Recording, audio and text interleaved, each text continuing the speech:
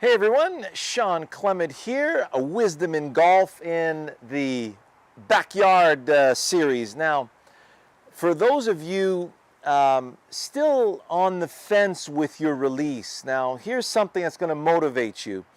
A long-time student of mine, it comes to my winter supervised practice sessions, and there was always a little bit of a glitch going on in the way that he wasn't able to fully stay centered all the way through the shot. And very strong grip. I mean, that's something that we worked on at the beginning because, my son in particular, he finally had a breakthrough. Not a golfer, he's a BMX racer. But I think I just hooked him because he's lead hand dominant and everything. He wasn't releasing at all. Everything's going dead left all day long. So what we did is we super closed the face and super strengthened the grip to get him started. And then he's hitting his 8-iron 165. He's hitting a 6-iron 195. He's very, very strong. He's been training very hard for his BMX, so he's very strong. And he's got some good fast twitch muscles. So that got his eyes, wide open as far as what it feels like to compress and, to deliver a shot with some beautiful trajectory. So I think we may have him yet.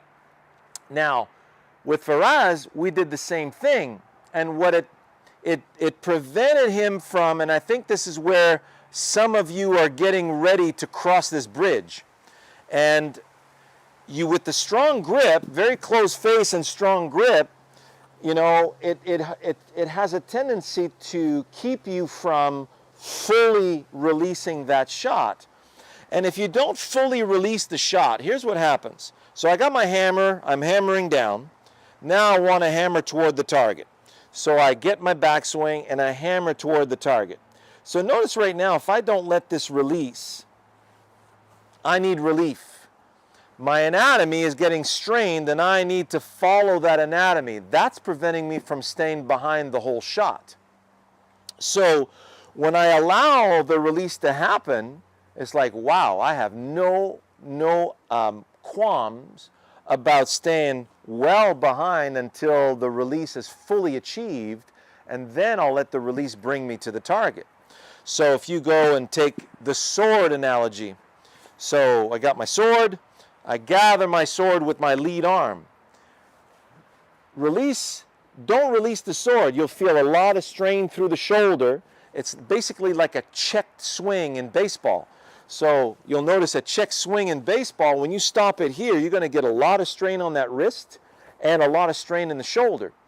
But if you let it release, it's like, wow, everything just dissipated. So it's the same thing here. When I allow that sword to release fully, see, the elbow's going to kick down and it's going to kick the back of my hand over the top of the ball.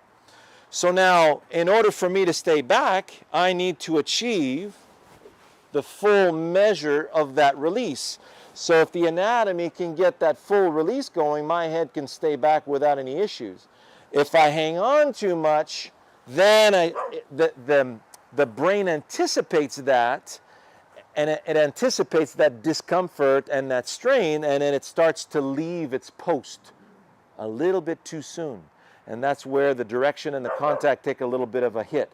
Feel the full measure of that release. So you'll feel that with if you look at my video on the impact snap, let it release fully